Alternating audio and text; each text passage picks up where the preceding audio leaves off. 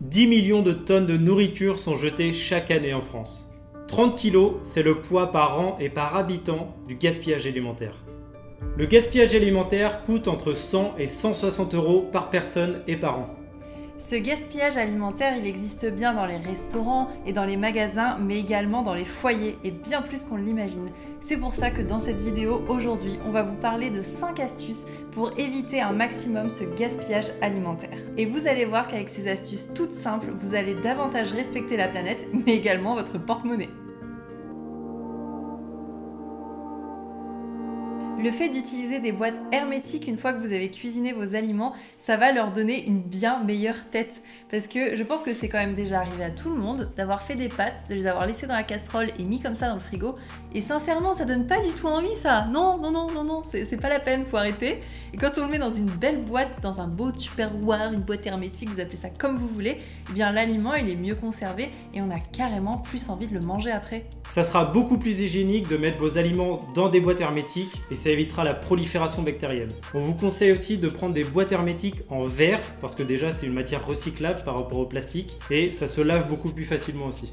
Vous avez aussi l'option du BivWrap qui est super sympa, notamment si par exemple vous avez utilisé la moitié d'une courgette, que vous n'avez pas envie de la mettre dans un tupperware ou dans une boîte, ce qui serait quand même mieux, mais vous pouvez surtout l'emballer dans un petit BivWrap. C'est un tissu qui est recouvert de cire d'abeille et qui va vous permettre de garder bien à l'abri vos aliments et également d'emporter par exemple une moitié de pomme coupée pour votre déjeuner. C'est super pratique et extrêmement léger en plus de ça.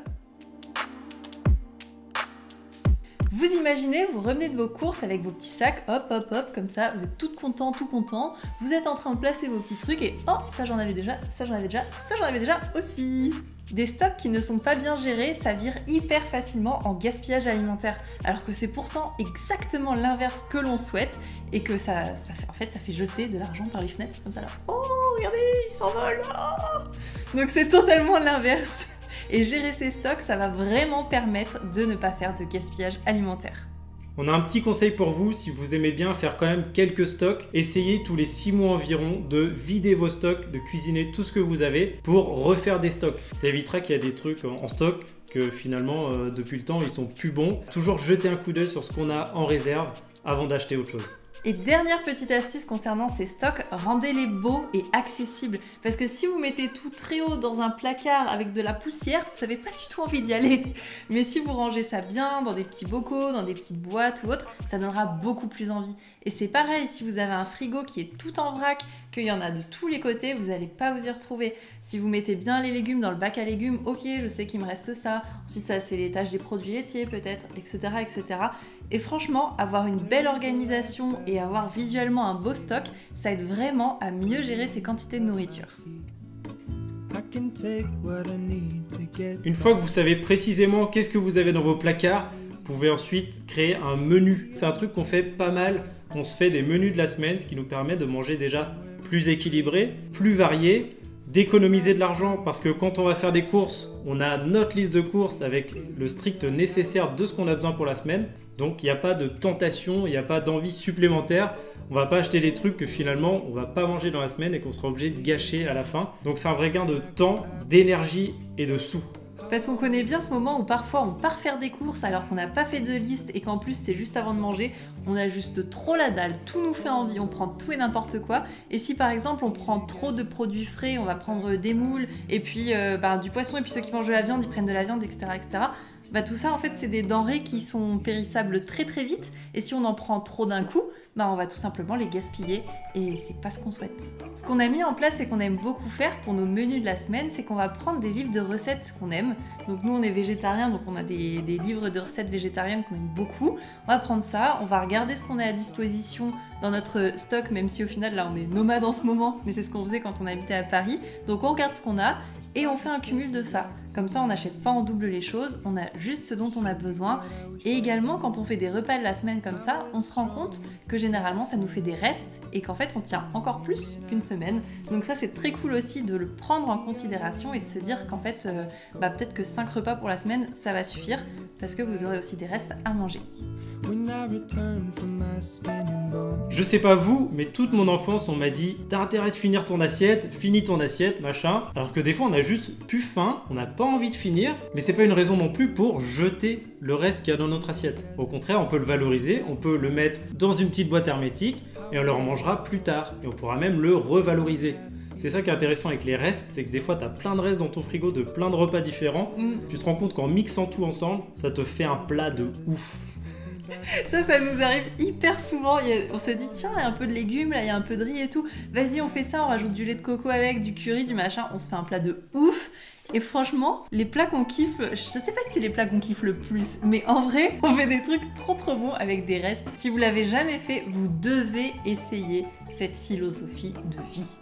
Ne vous forcez pas à trop manger. On a tendance à trop manger et des fois même à se forcer de finir notre assiette, alors que tout simplement, on peut faire un reste pour le lendemain ou pour la semaine. Et si vraiment ça vous arrive d'avoir un reste, que pour une raison ou pour une autre, vous n'allez pas le manger ou que ceci ou que cela, il y a encore des options qui sont possibles. Si vous avez un animal de compagnie du style un chien, il est possible que ça soit un vrai régal pour lui, si le reste est encore bon, mais également si vous avez un compost. Franchement, vous pouvez aussi juste déposer vos restes de nourriture dans un compost au lieu de mettre à la poubelle. Les composts, il y en a, pour les maisons, ça peut être même juste un coin, un lopin de terre avec des épluchures, etc. Ou alors, si vous êtes en appartement, ça existe aussi les lombricomposts. Il y a vraiment beaucoup de choses à faire avec ça. Franchement, vous faites du zéro déchet par la même occasion, c'est vraiment top. Les dates de péremption sont indicatives, donc je ne vous invite pas à les dépasser systématiquement, mais il faut quand même considérer que la plupart du temps, les aliments sont encore bons après la date de péremption. Et si on prend l'exemple des yaourts, moi je dis yaourt, il y en a qui disent yaourt. Moi je dis yaourt. Yaourt, il y a un thé à la fin.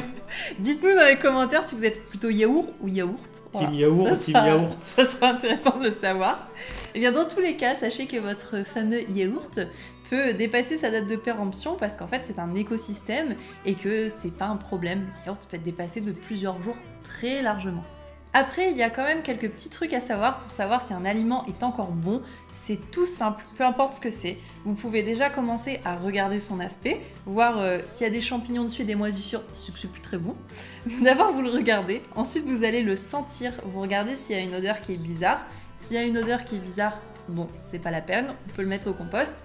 Si ça sent bon, ok, a priori ça va. Donc là, vous allez pouvoir goûter avec une petite cuillère, un petit truc, vous mettez sur la langue et vous regardez si ça pique. Si ça pique, ça veut dire que non, vaut mieux pas le manger, que là vous avez trop tardé et que c'est plus bon à la consommation. Ne vous inquiétez pas, c'est pas en goûtant juste comme ça que vous allez être malade, mais c'est un très bon indicateur pour savoir où on en est et si un plat est encore bon ou non. Mais avant d'en arriver là, on vous conseille tout simplement d'anticiper les dates de péremption pour ne pas avoir à vous poser de questions. Surtout, il ne s'agit pas de vous rendre malade, mais au contraire de réinviter le bon sens dans votre façon de gérer votre nourriture au quotidien et d'avoir ces petits indicateurs, ça va vraiment vous permettre de changer tout ça. Il faut manger, c'est important de manger. Combien de fois on l'a entendu ça aussi? Je crois qu'on a l'impression que si on rate un repas, notre corps va s'effondrer. Mais non, en fait, si vous laissez un petit peu votre corps au repos, ça va au contraire lui faire beaucoup de bien. Et moi, je faisais partie des personnes avant qui disaient que le petit déjeuner était absolument essentiel pour moi, sinon je me sentais pas bien, etc. En plus, déjà vers 11h, j'ai déjà faim, je me sens pas bien, nan. Et en fait, j'ai testé le jeûne intermittent et je le pratique la grosse majorité du temps. Et en fait, je me sens très bien. C'est-à-dire que je vais arrêter de manger le repas du soir à 20h, 21h, et ensuite je vais remanger qu'à 13h le lendemain. Et je vais boire de l'eau toute la matinée. Et bien quand je fais ça, donc la majorité du temps, je me sens beaucoup mieux. J'ai mon ventre qui est beaucoup plus plat, je me sens pas ballonnée, je me sens plus disponible et créative, bref, je me sens super bien. Je vais pas rentrer dans les détails sur cette vidéo parce que c'est pas le thème, mais je vous invite à aller voir celle que j'avais faite sur le sujet. Et franchement, d'ailleurs, tu veux pas nous dire ce que tu en penses du fait de ne pas manger pendant longtemps? Pour avoir fait Koh-Lanta, pour avoir connu la faim, qu'est-ce que c'est de vraiment pas manger et en plus faire des gros efforts physiques, je me suis rendu compte. Mais pourquoi on mange autant en fait? Parce que là, je mangeais très peu, genre on avait au maximum une bonne poignée de nourriture par jour de nourriture.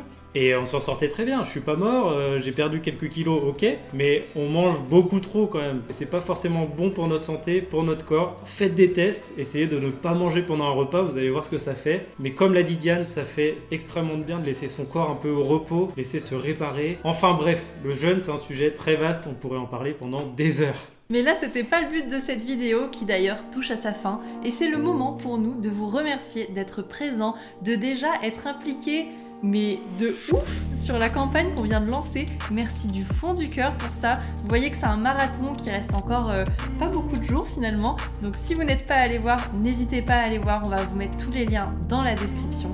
Et merci infiniment d'être là. Ciao! À bientôt!